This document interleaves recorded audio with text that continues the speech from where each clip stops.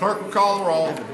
Glenn Whitley, County Judge. Here. Roy Charles Brooks, Commissioner Precinct 1. Present. Andy H. Wynn, Commissioner Precinct 2. Here. Gary Fickus, Commissioner Precinct 3. Here. J.D. Johnson, Commissioner Precinct 4. Here. Constitutes a quorum. Thank you. Our invocation this morning will be delivered by Reverend Bill Edmonds from the Greater Community Missionary Baptist Church in Arlington. After the invocation, please remain standing for the pledges.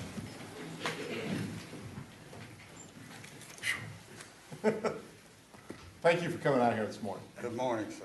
Let us pray. Almighty and merciful God, Lord, we come to you this morning as always saying thank you. Lord, we thank you for this day. We thank you for this court. We thank you for the judge who presides over it. We thank you, Lord, that we're able to gather together and do your work and to do your will. We just ask, Lord, as we proceed, that whatever we do be in your way and that you are pleased with whatever we do. We just say it all in the name of your Son, our Savior, Christ. Amen. Amen. Amen. I pledge allegiance to the flag of the United States of America and to the republic for which it stands, one nation, under God, indivisible, with liberty and justice for all. Honor the Texas flag. I pledge allegiance to thee, Texas, one state, under God, one and indivisible.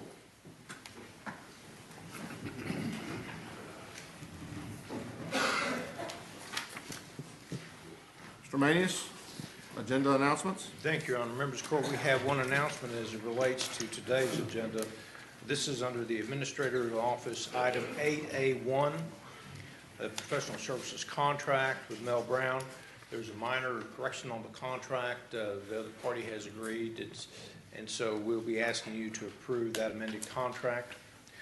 Also, members of the court, just want to remind the court that on April 26th, we will not be having Commissioners Court that day.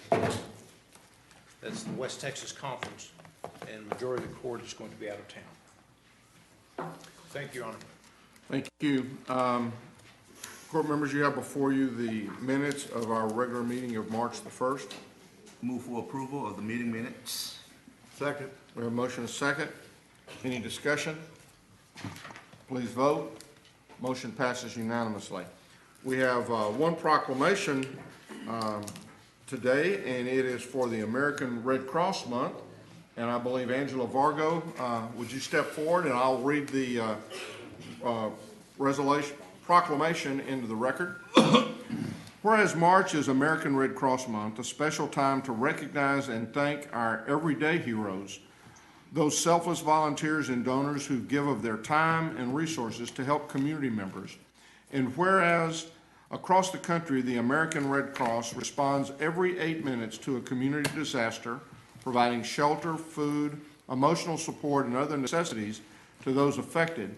And whereas in Tarrant County area, the Red Cross provides help when disaster strikes, life-saving blood, or the comfort of the helping hands, 24-hour support to the members of the military, veterans, and their families, training in CPR, aquatics, safety, and first aid, and connections for family members separated by crisis.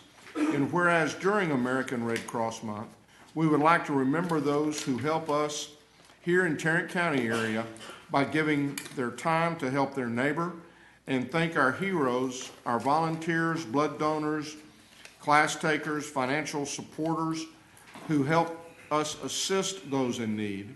And whereas our community depends on the American Red Cross, which relies on donations of time, money, and blood to fulfill its humanitarian mission, and despite these challenging economic times, the American Red Cross continues to offer help and comfort to those in need. Now therefore be it resolved that we, the Commissioners Court of Tarrant County, do hereby proclaim March 2016 as American Red Cross Month in Tarrant County. Be it further resolved that we encourage all Americans to support this organization and its noble humanitarian mission. In witness whereof we have set our hands and caused the seal of Tarrant County to be affixed this 8th day of March 2016. I'll move its approval. Second. We have a motion and a second. Please vote. Motion passes unanimously. Thank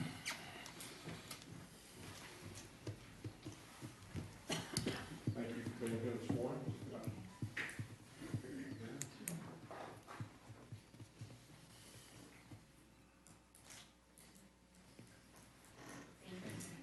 Any words that you like?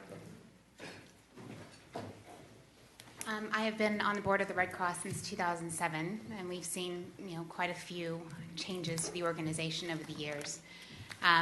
But one thing is for sure, and we are steadfast in our commitment to providing all of the things that the judge read.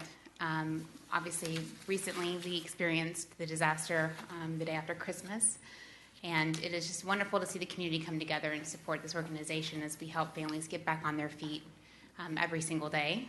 Ironically, this morning I was at Starbucks and went into a shelter. So that was going through my head, obviously the devastation that I witnessed out there. But thank you very much to Tarrant County for your support of the Red Cross. We are very grateful. Thank you. Thank you. I wondered.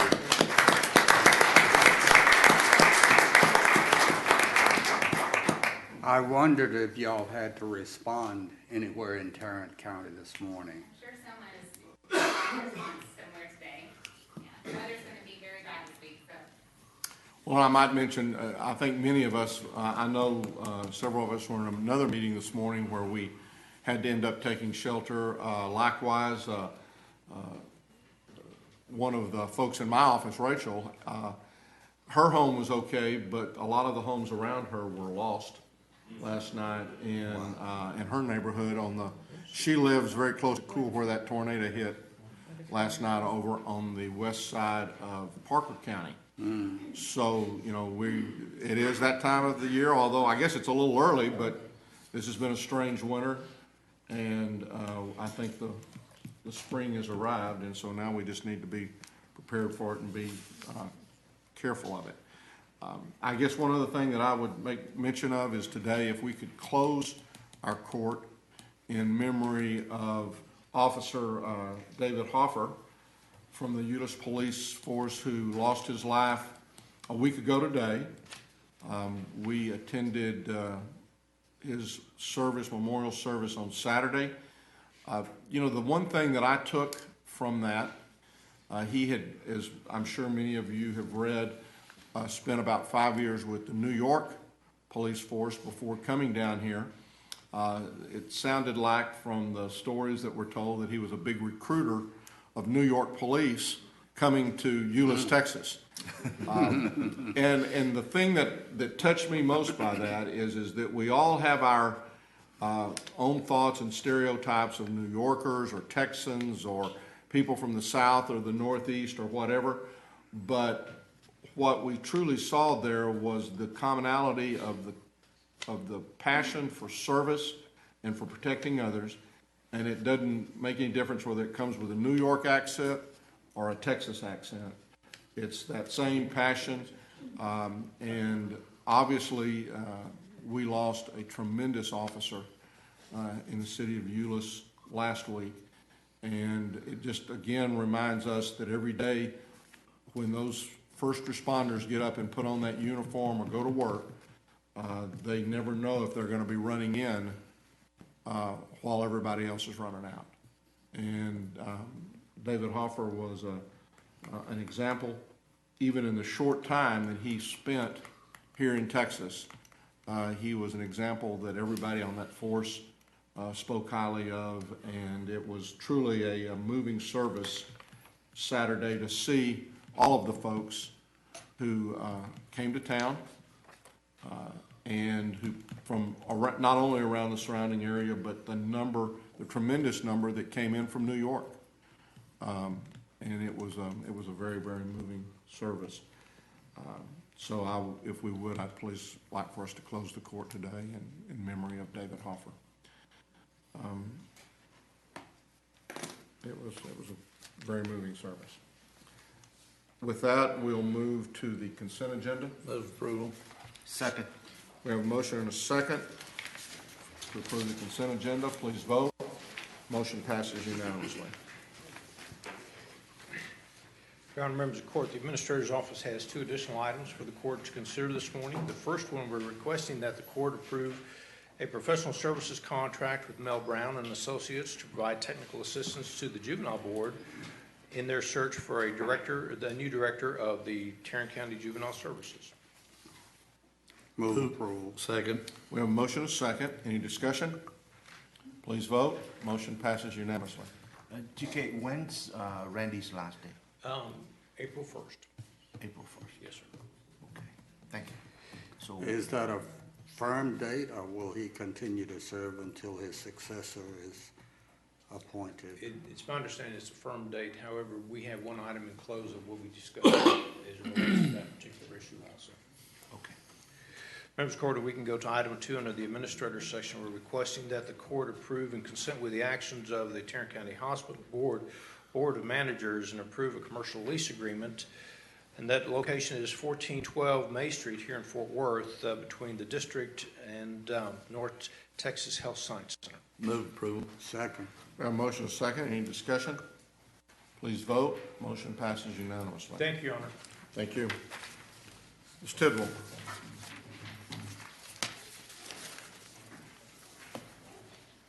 Good morning. We have one item. We're asking the court to receive and file the Tarrant County financial statements for the period ended January 2016. Move to receive and file. Second. We have a motion and a second to receive and file the financial statements. Please vote. Thank you. Motion passes unanimously. Ms. Glenn? Ms. Worthy? Move to receive and file the personnel agenda. Second. We have a motion and a second to receive and file the personnel agenda. Any discussions? Please vote. Motion passes unanimously. Good morning. Good Good morning. Our second item is to request an approval for a waiver of terminal benefits for County Criminal Court Number 7.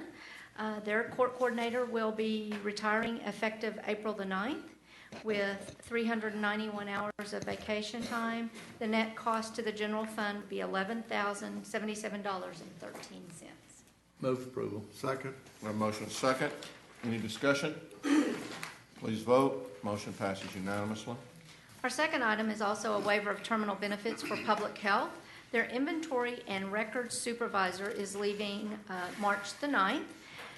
This incumbent is leaving with 360 hours. The net cost to the TO4 fund is $943.94. Move for approval. Second. We have a motion and a second. Any discussion? Please vote. Motion passes unanimously. Mr. Beecham? Thank you, Ron.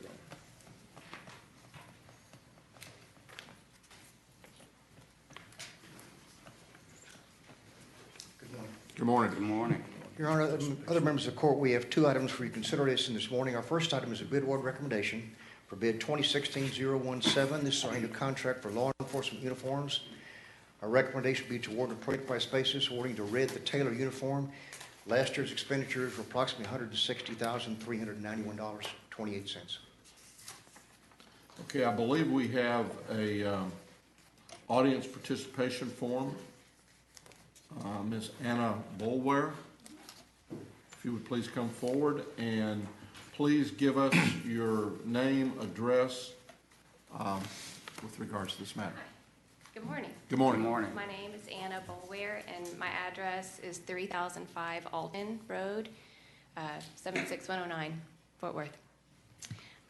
Thank you for allowing me to be here today. I appreciate the opportunity. Quick background on our company. I'm the Vice President of Impact Incorporated. We've been in business for about 17 years, and I've been with the company for 15. We've been extremely successful in the federal marketplace with multiple contract vehicles, including 2 GSA multiple award schedule contracts, multiple BPAs, and multiple DoD EMAL contracts. We're an SBA certified small women-owned business. We have an exceptional rating from GSA. We're nominated for Fort Worth Business of the Year this year by the Fort Worth Chamber of Commerce. We are located on Camp Bowie in Tarrant County. The purpose of my attendance today is to gain clarity and insight by which bid number 2016-017, annual contract for law enforcement uniforms, was recommended by the purchasing department. I was notified by Mr. James Box on February 26 that our bid had been rejected based on 4 factors. 1, our bid contained math errors. 2, we changed the bid form. 3, we had missing pricing on Category 1, Section 1, Item K. And number 4, our product did not meet spec. With regards to math errors, there are no math errors. We set our Excel formula to extend 5 decimal places to calculate the most accurate dollar amount. Therefore, the calculated percentage and the manual percentage calculation vary slightly. Point 2, we changed the bid form. We did indeed alter the bid form to reflect the name Flying Cross where Blower had been listed originally. We also added extended sizes offered by Flying Cross that Blower does not offer. Point 3, missing pricing on Category 1, Section 1, Item K. All I can say is there is indeed pricing on that line item. Perhaps it was overlooked by purchasing. Lastly, our bid was rejected based on not meeting specs. The bid listed brand Blower or equal, and we submitted Flying Cross brand. Flying Cross has been manufacturing uniforms since the Civil War. Flying Cross is currently being worn by Dallas County Sheriff's Department, Houston Police Department, Harris County Sheriff's Department, Bexar County Sheriff's Department, El Paso County Sheriff's Department, and now the Fort Worth Police Department has adopted Flying Cross as an approved uniform brand. I provided copies of spec comparisons. I have those for your review if you'd like to look at them. Spec comparisons. We'd like clarification on how the detailed comparison sheet was compiled.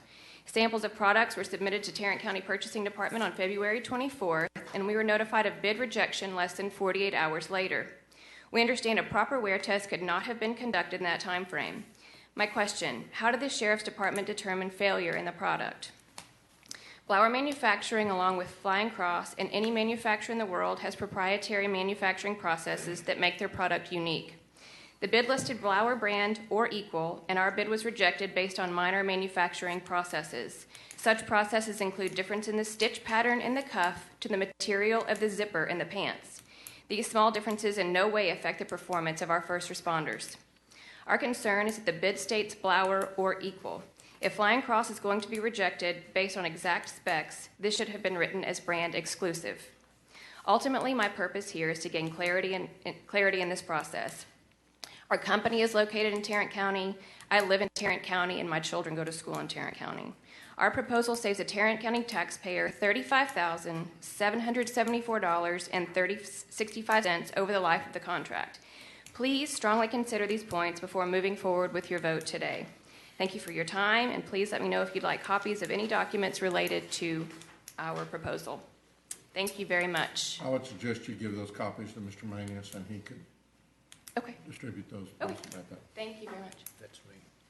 Judge, I'm going to ask if we could hold this for 1 week so we could look into the items that she has brought to our attention. Okay. Any objections? No. Okay.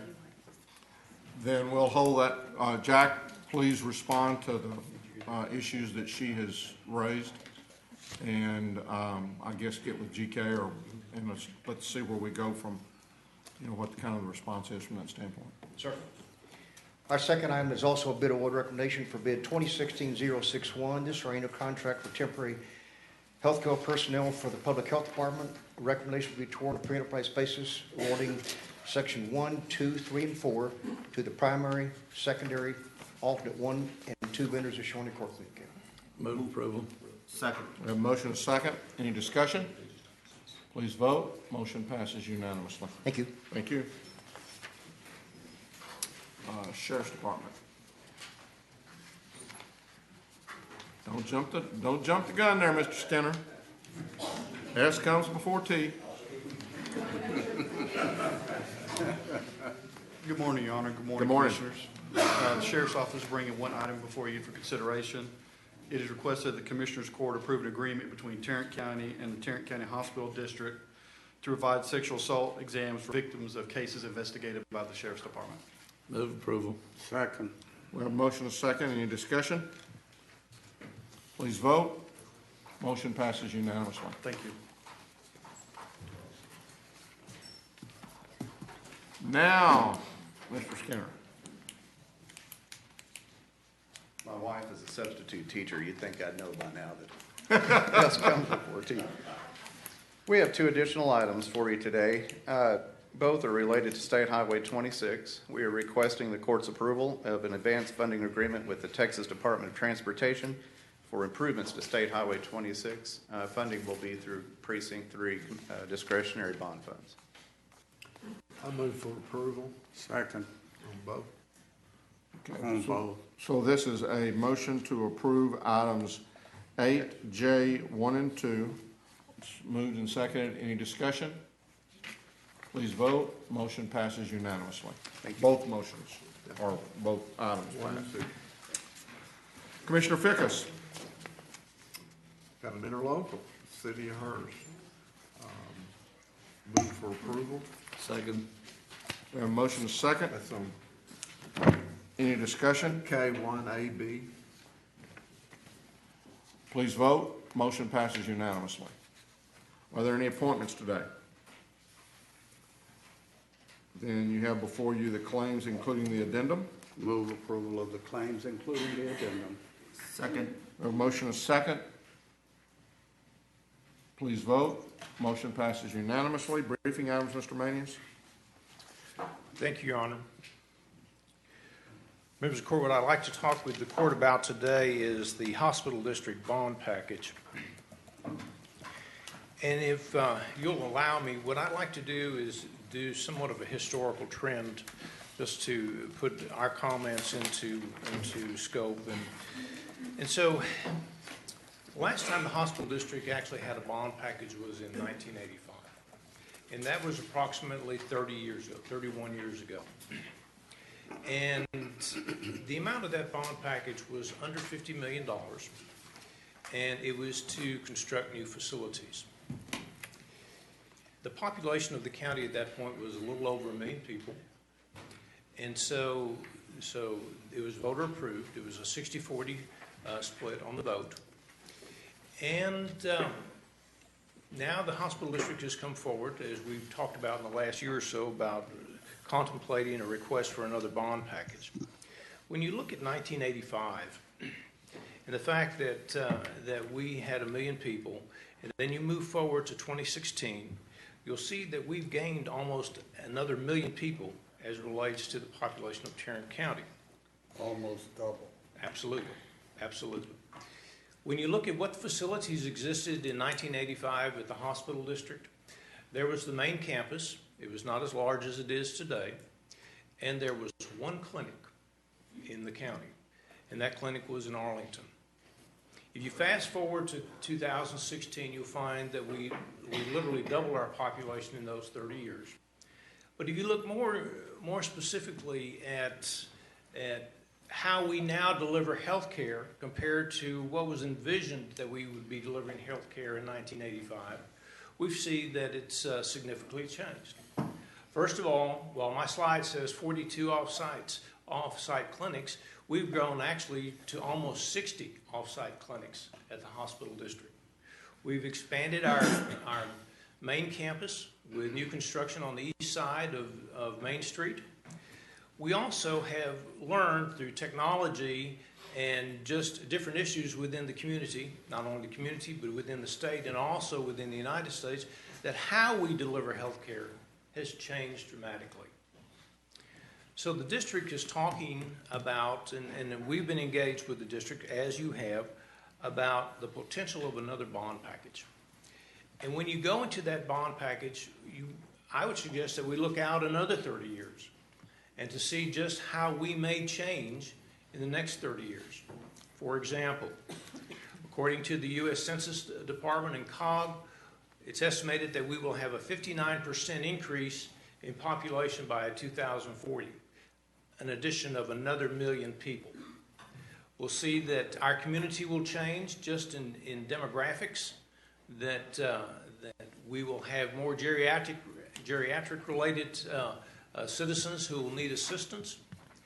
And we know that with the change in technology, and that's the most interesting thing about this, is that the delivery of health care, because of change in technology, has just expedited how we begin to look at new ways of providing that health care. Of course, there's other issues that'll change and are changing. The Affordable Care Act is one. Legislation may be another one. And just simply different trends. And so, in working with JPS and staff, we talked about a process about moving the bond package forward. And we are recommending a 4-step process, and that's what I'd like to discuss with you today. We believe that what is needed at this time, and let me say before I get into these 4 steps, the hospital district has done a tremendous amount of work in these areas. And none of that work that has already been accomplished needs to be sidelined. It needs to be incorporated in everything that we do. But first of all, we would suggest that we contract with a consulting firm, a nationally recognized consulting firm, one that brings almost instant validity in the outcome of their recommendations, to vision for us what this county is going to look like in 30 years. Not only what this county looks like, but the health delivery system that we have in Tarrant County, that we have in the state, and also that we have in the nation, to give us some type of insight as to where we're going. Now, I will tell you that on this slide here, we say look at 10 years and 10 years beyond. Since the time we put this presentation together, it's very obvious that you can't simply look at 10 years. You have to look much farther out. And so we need to view how we're going to be doing business over the next 30 years. Critically important, not only with how healthcare, what type of healthcare will be delivered and how it will be delivered, the role of JPS needs to be discussed. What we'll be asking this committee or this consultant to do is to review the previous planning efforts that JPS has done, look at the future needs of medical care here in Tarrant County, and do a medical needs assessment. We expect that in their role as a consultant that they would receive input from JPS officials and executive leadership, from healthcare providers, from partners within JPS, both public and private providers of healthcare, and also the general public. The findings of this consultant should be provided to not only the Commissioners Court and the JPS Board of Managers, but also to a Citizens Blue Ribbon Committee. So let's talk a little bit about the Blue Ribbon Committee, which is step 2. We're recommending that the Commissioners Court create a Citizens Blue Ribbon Committee that will be charged with the responsibility of reviewing information not only from the vendor that is in step 1, but also those that are in step 3 and 4, to hear input from the JPS board, the professionals at JPS, professionals from the public and non-profit groups that provide health services, from the general public. Their goal is to make recommendations to the Commissioners Court and the Board of Managers as far as the need for and the size of a particular bond package. We're recommending that the committee be made up of 11 individuals. None of those individuals should be members of either the Commissioners Court or the Board of Managers. However, we do believe that the Commissioners Court should appoint 2 liaisons to this particular committee, and that the board appoint 2 liaisons. Of those 11 members, we're suggesting that each Commissioners Court member, have 2 appointees, and the Commissioners Court as a whole appoints the committee chair. Let's talk a little bit about the makeup of that committee. I think it's going to be very, very important that we choose wisely who we put on that committee. It needs to be individuals that have diverse views, but also have standing in the community, simply because their recommendations, after thorough analysis of all the information, is going to be a recommendation that they make to this Commissioners Court on how the court should proceed. The third step is the engagement of another consultant, but this consultant would be one who would look at current facilities and equipment. JPS, except for the one new structure that they have on the east side of Main Street, basically their buildings are very old. And the delivery of health care in those type of buildings is very expensive. However, before anyone can make a judgment as to what new buildings are needed, we need to do an evaluation of the existing facilities and equipment and determine what purposes those buildings can serve. If they can serve all of the purposes of JPS or partially the needs of JPS. And also to look at the equipment and the cost of that equipment. And one of the things that a lot of people don't realize, and I know each of you do because we build buildings, is that when we look at the cost and opening of a building, it's not just the cost of the bricks and mortar, it's the equipment that's in those buildings and also the peripherals that go with the construction of a building.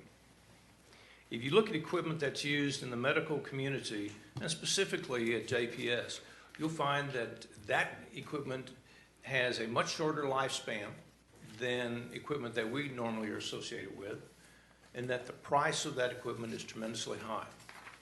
Plus, as I mentioned earlier, the technology is changing at such a rapid speed that in order to provide quality health care to our citizens, new technology or new equipment is going to be essential. We see that already in the hospital as they move forward with retiring some of their older equipment and buying new equipment. The problem is that they're buying new equipment that is not necessarily, in some cases, is not as functional as it should be simply because of the facilities as a whole. Once again, this consulting group, we ask that it be a nationally recognized firm so that it lends credibility to its final results. It should also look at the future needs as far as facilities are concerned of JPS. What we're trying to do is to get a broad understanding of not only the future of healthcare, but also the type of facilities and equipment that's going to be necessary to deliver that healthcare. Once again, it'll be presenting reports not only to the Commissioners Court and to the Board of Managers of the Hospital District, but also to the Citizens Blue Ribbon Committee.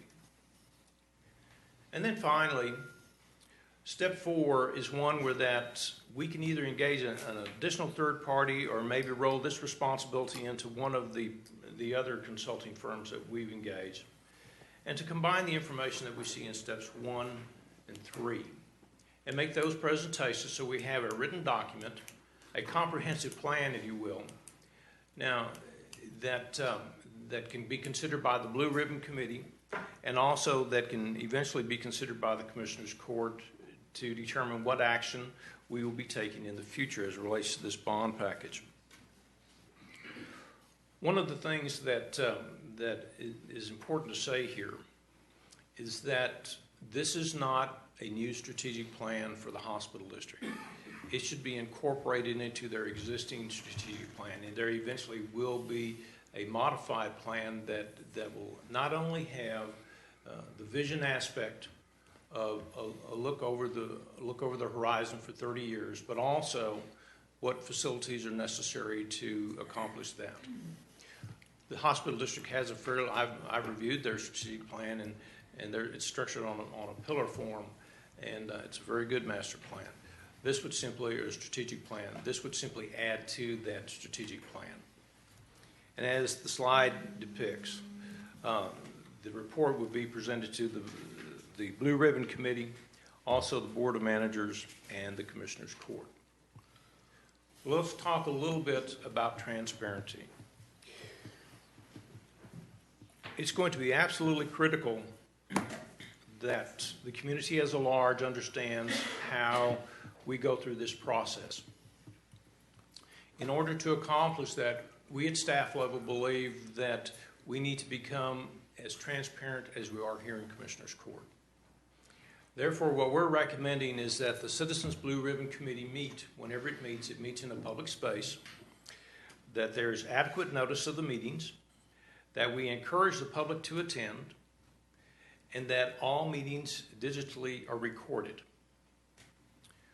All the reports that are utilized or developed by the committee should become public documents and be made available in a timely manner. One of the things is we have been working on this process previously when we first thought we might be going to bond election and we chose to delay it at this time, was that we created an interactive website. I think that was one of the smartest things that we did on that process. Because an interactive website allows the general public to access the website, ask questions, and the hospital district was able to answer those questions within 24 hours. Those questions were posted, and also the answers were posted back onto the website. So not only the individual who asked the question, but everyone who views the website had access to not only the question, but the answer to the question. This interactive website would also be where the recorded meetings would be stored, so that anyone who would like to view any of the meetings of the Citizens Blue Ribbon Committee, that they would be available on demand through that website. Also, all documents that are produced, we said previously that those would be public documents, that they would be posted on that website, and also that we would strongly encourage the public to make comments on that process and the findings of the committee.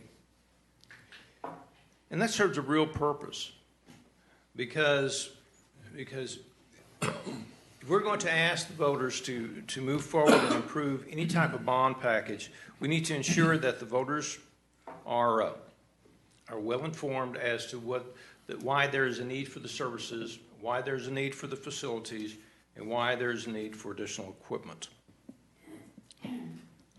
One of the things that we've also talked about as it relates to this, by having an open forum and opening it up to individuals who want to address the committee itself, to board members that want to address the committee, to court members that might want to address the committee, that it'll be in such a fashion that those individuals will have an opportunity to voice their opinions, and though their opinions may be accepted or they may not be accepted, but the key is the fact that they are allowed to voice their opinions. And input, being part of ownership process in this bond package, and the determination as to what our citizens need and JPS needs to serve those citizens, is a highly desirable outcome.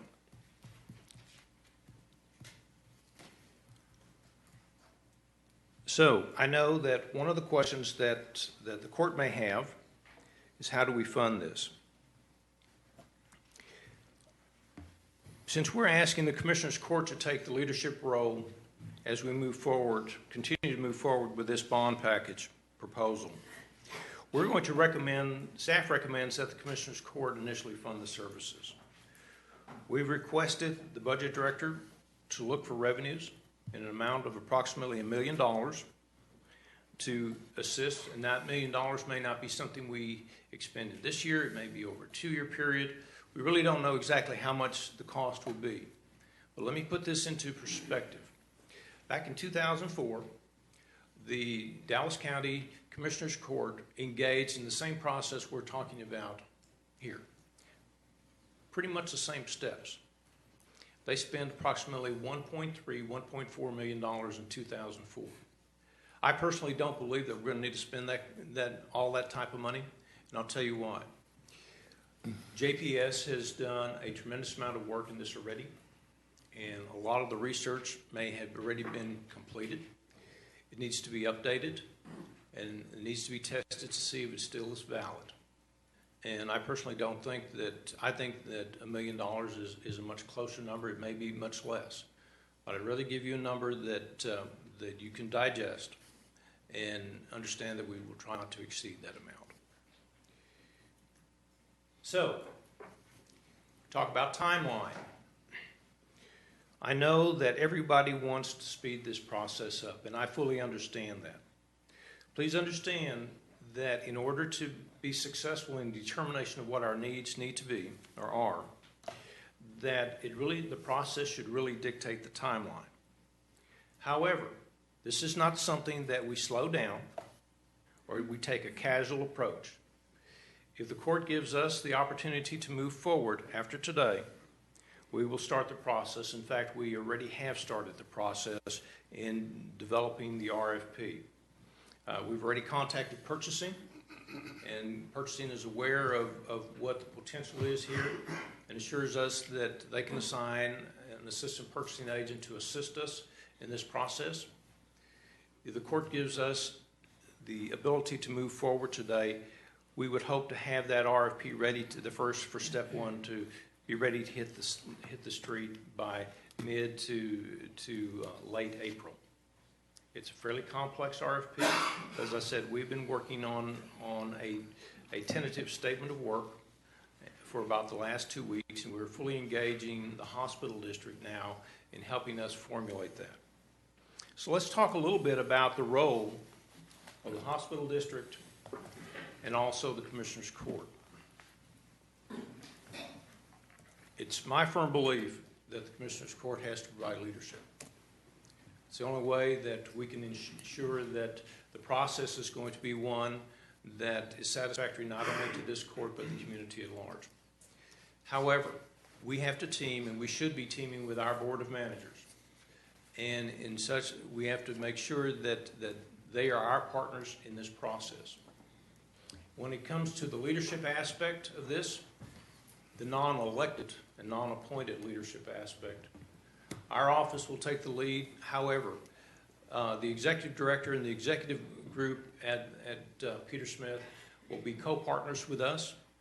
And let there be no doubt, they're the ones that have the expertise on healthcare. And we understand process. And in our discussions with Mr. Early and his team, we feel very comfortable working together that we can deliver a product that will be satisfactory to this Commissioner's Court. In conclusion, let me say this, just a reminder. In the last 30 years, we've grown by 1 million people. In the next 30 years, we're going to grow by another 1 million people. Our bond package in 1985 was less than $50 million, and it really didn't foresee clinics. We now have 62 clinics. Things are changing, and they change fairly rapidly in the provision of health care. We need to evaluate our current and future needs. We need to incorporate those visions inside the master plan. We need to have a financial plan. Let's talk just a second about financial plan. As part of this process, we need to look not only at one way of funding this particular project, but contingencies, so that if one element of the funding strategy does not work, that there's a fallback position. We still gauge this as something where that we would not ask the Commissioner's Court for any increase in the tax rate. You will have proven time and in my 28 years with this court doing bond packages, you all have proven that you manage the county's money wisely. Tax rates are set by you for the hospital district. If you continue as you've done in the last 28 years, then we'll manage this without a tax rate increase.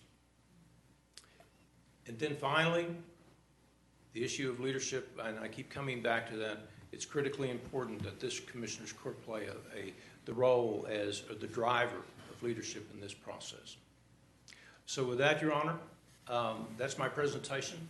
I ask that you give me comments, and hopefully at the end of your discussions today, that you can give me direction to move forward.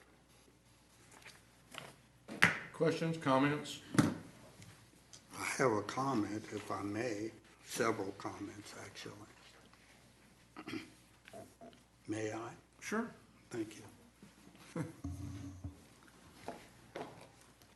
This court is already 1 year into discussion of whether and when to call a bond issue to improve the medical services to our community. I understand process. I understand that there is a need for a credible process to reach conclusions that will answer those two questions, whether and when. But I also understand the nature of process. Process can be used to educate, to elucidate, and to build consensus, or it can be used to block, to obfuscate, and to derail. If we adopt this process, it will be my determination to make sure that the process is used to move us forward and not to destroy. Our JPS Health Network is a very valuable institution in this community, and it serves a very valuable purpose as the safety net hospital for this community. And Judge, I'm going to ask you to pull out that Star Telegram that you have right there and turn to the article about the stroke program at JPS Hospital. It's in this morning's Star Telegram. Well, our safety net hospital is a safety net not only for providing indigent health care in our community, providing services for those who cannot afford it, but it's also a safety net for those who are victims of trauma, for those who have a stroke, for those who have cancer. It is the safety net for all of this community, not just for the poor. Any of us can find ourselves in need of the services of John Peter Smith Hospital. In fact, if you have a trauma issue, you better hope they take you to John Peter Smith Hospital. So, let's get on with this. Let's make sure that we do our due diligence, that we do it in a way that is transparent and that the community can understand. And let's get on with our responsibilities to provide a better system of care for the residents of Tarrant County. The longer we wait, the more the capital costs increase, the bricks and mortar costs, the equipment costs, and the more the opportunity costs increase. The savings that we would get through inefficiency, through providing efficiencies, and through the loss of functionality due to old and outdated buildings, building designs, and equipment. Those continue to rise the more we delay. So let's get on with this and quit dithering about it. GK, I have a question. yes, sir. You mentioned that this court will lead the process. That's and correct. so that means you will be the key administrator of this process. You will make sure that this process is followed in a constructive way. That's correct. Right? Yes, sir. Okay, so that means you will also help administer the Blue Ribbon Committee? We'll And you provide, will also help administer and manage the consultant? it'll all come through our office. Okay. Yes, sir. And the reason I say that is because, as we all know, whatever comes through my office is going to come directly to this court also, so you'll be fully aware of this process. It's critically important. One of the things that we're recommending is that every other month initially, that we come before you and brief you on the status of this so that you know where we're at, and so we can ensure, Commissioner Brooks, that we aren't slowing things down, because our goal is to move this forward also. But yes, I think with your recommendation that we take the leadership role in that. And certainly I understand that we'll hire the RP, hire the consultants, they will communicate with us. Ultimately, they'll answer to us, but they will also work extremely closely with JPS.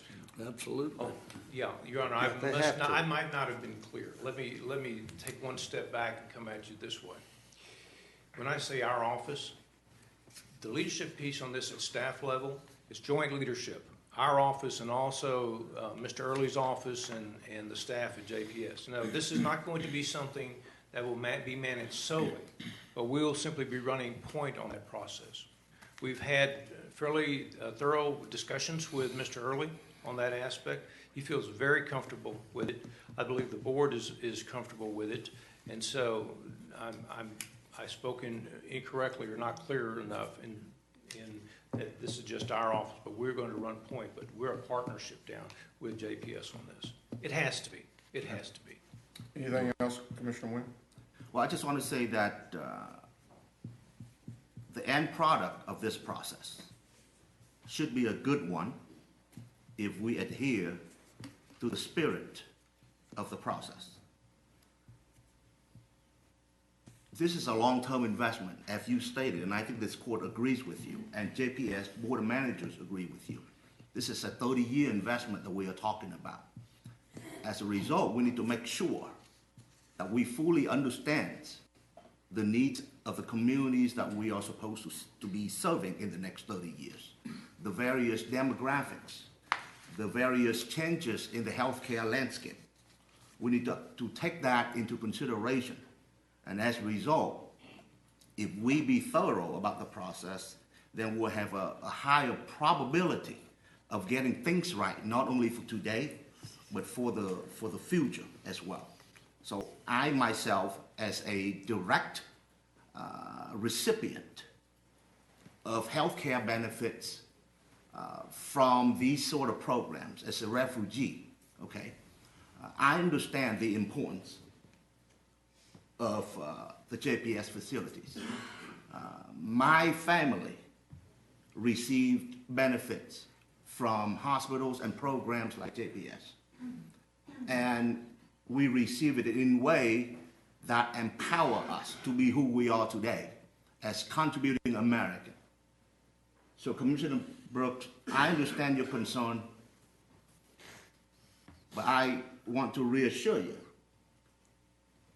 that I will work with you and other court members and the team to assure that whatever the end product will be, it will be one that benefits the county, not only for today, but also for the next 30 years. Thank you. Commissioner Figgis? Yeah, I see this as very similar to the infrastructure that we all have worked on in the last 10 years. You know, building highways. This is nothing more than building a healthcare infrastructure. We know the people are going to come. That we've seen it firsthand, how this county has grown.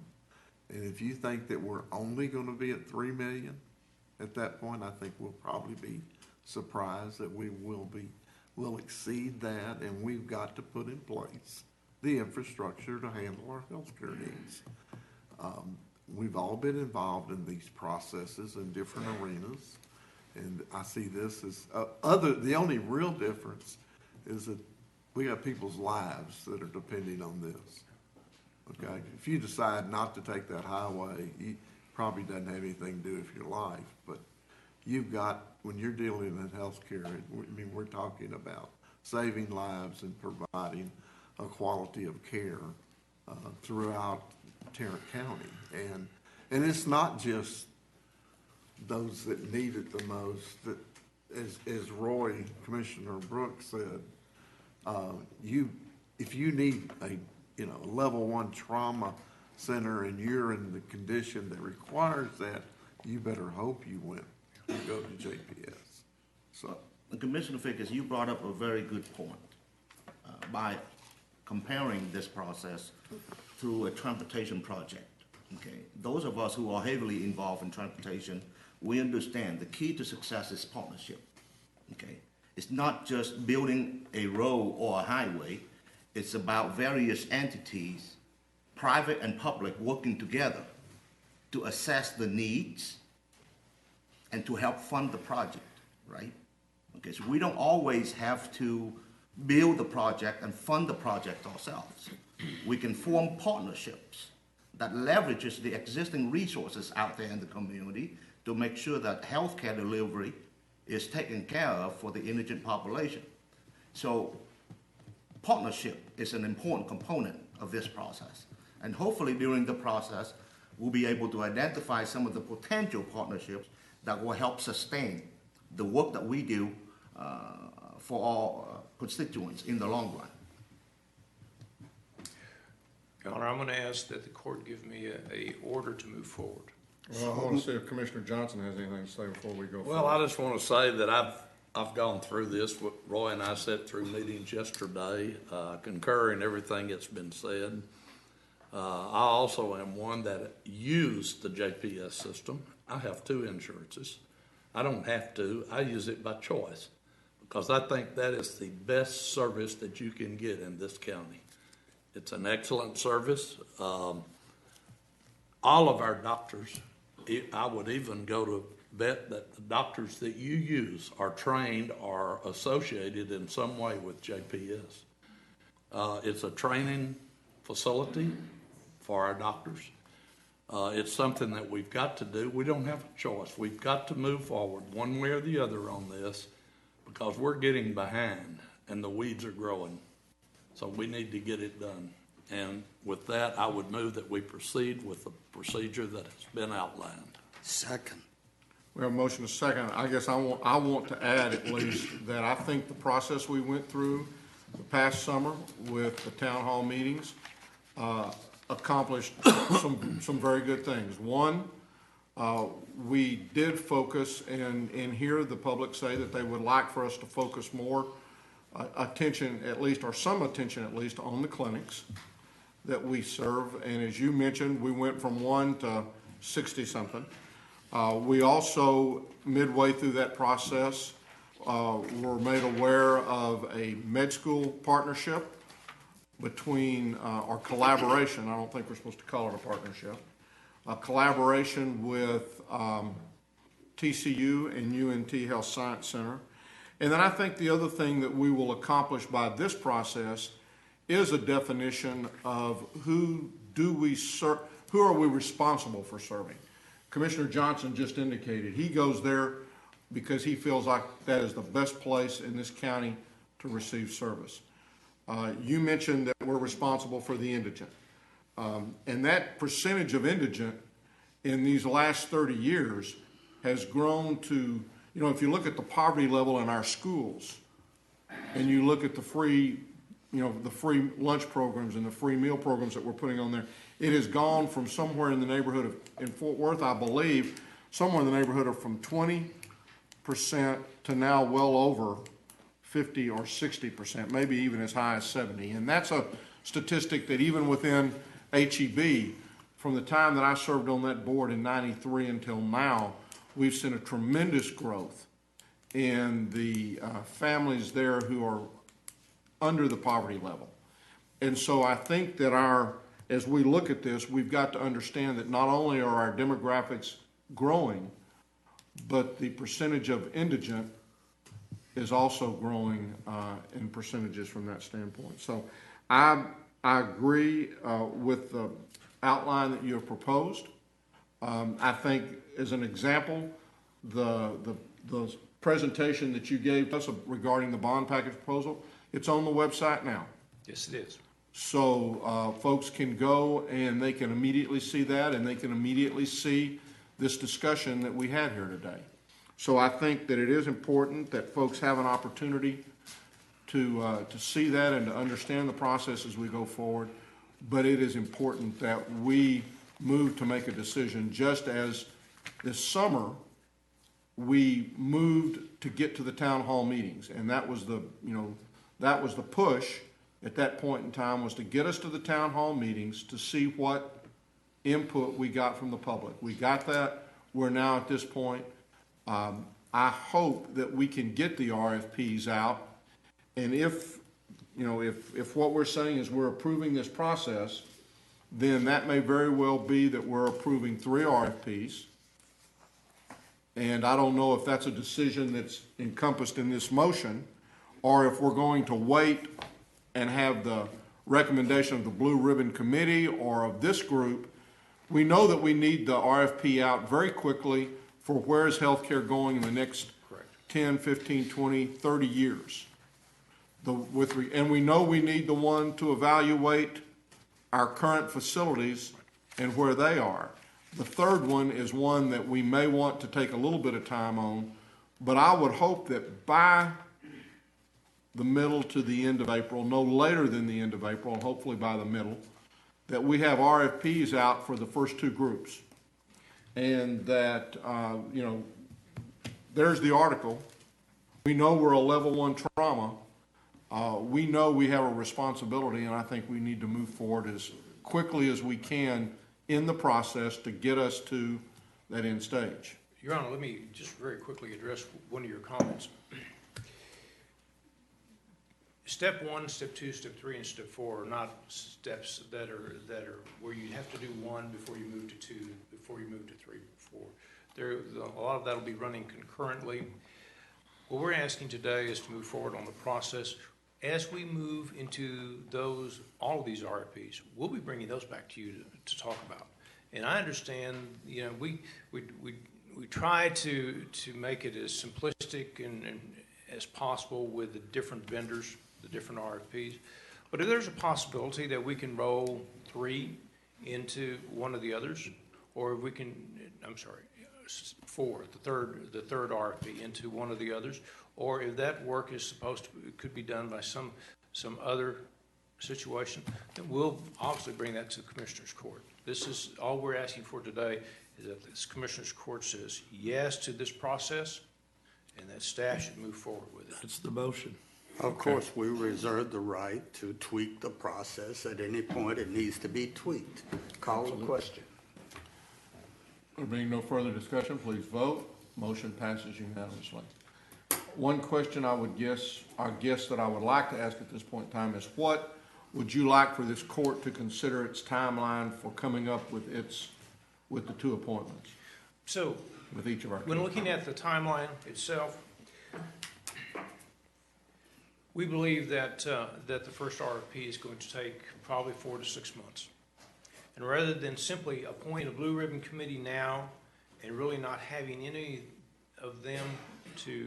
for them to do initially, that what we would like is for that blue ribbon committee to be in place within about 2 months prior to the delivery of that first RFP. Okay? That way we can walk through the process with the blue ribbon committee. They need to fully understand what their charge is, and we'll be bringing that charge back to you to make sure that you agree with that charge. And so they are well positioned and ready to go to do that for the analysis of the first RFP. Hopefully that second RFP, in my mind, should not take as long as the first RFP, and hopefully they will get to the point where they can give their findings to the Blue Ribbon Committee pretty much at the same time. So, Your Honor, that's a long way of going about your question, but I would think that I would encourage the court to start thinking about that and us have more conversations, or identify the people who you think might be good members of that committee, and then I would hope that by July, somewhere in there, that we begin to coalesce and appoint that committee. Can you come up with a process for this court to look at when we appoint the chairman of the committee, of the Blue Ribbon Committee? How does that work? Once again, I think that the person who chairs this committee has to be easily identifiable in the community. It needs to be a leader in the community. I think we can, I could say we could propose names to you, but quite frankly, this is your appointee. If you want me to propose some people, I'd be more than happy to do that. But I believe that you need to look at who you think are leaders in this community also. I think this court is capable of coming up with names. Thank you, Commissioner. But, but we the don't process need to hire itself. a consultant for that. No. And you surely don't need the administrator to do that either. So. No. So. What else you got? We voted, didn't we? We did. Okay. Sit down. That's all we have at this time, Your Honor. Under announcements, I would like to call upon Commissioner Johnson to give us a report about the auction this past weekend. I saw a great picture in the paper of the new project, the little special needs. Special needs kids, well, let me tell you, that program, they didn't participate in the auction. They used other kids' projects, but it was very successful and talked about a lot out there.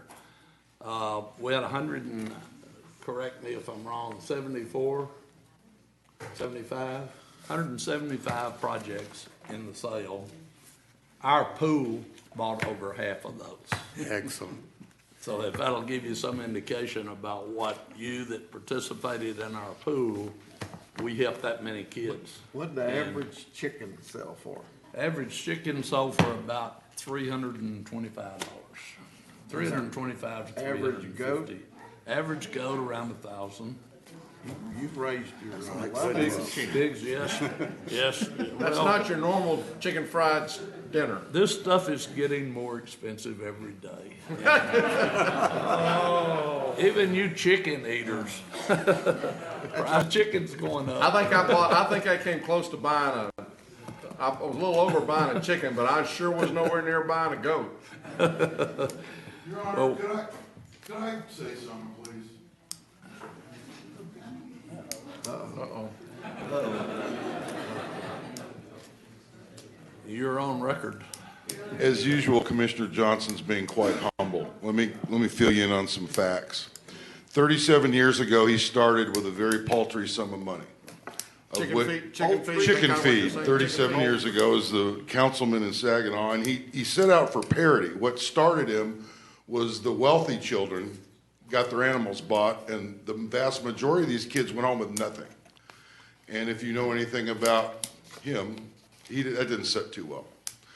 So he set out and raised money in the community, and then he spent twice as much money as he raised the first year. So let me end with this. This year, Commissioner Johnson is responsible for donating $2 million to area 4-H and FFA children, and I think that is something to be proud of.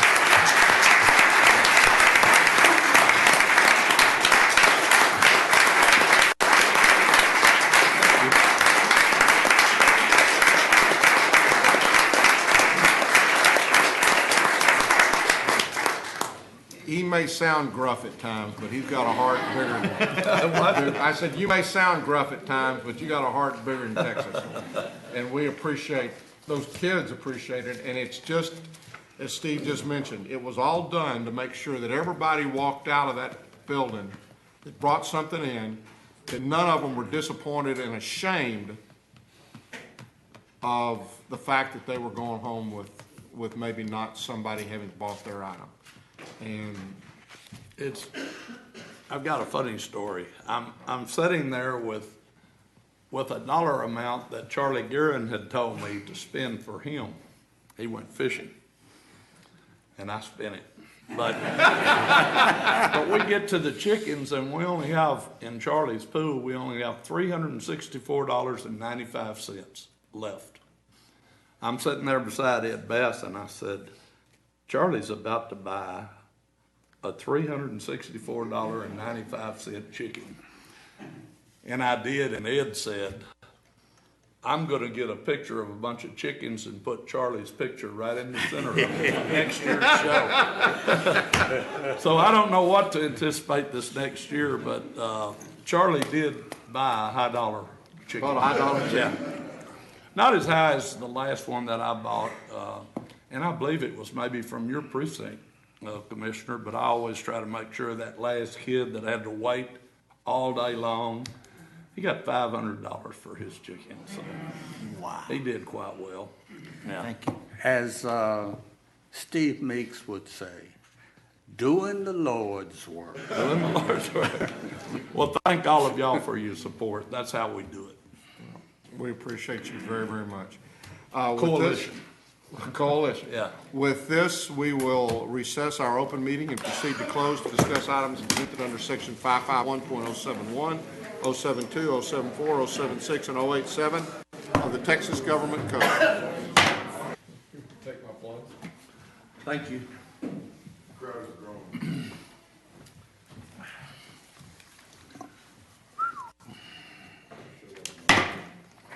Having returned from our closed session, there being no business to discuss at this time, we stand adjourned.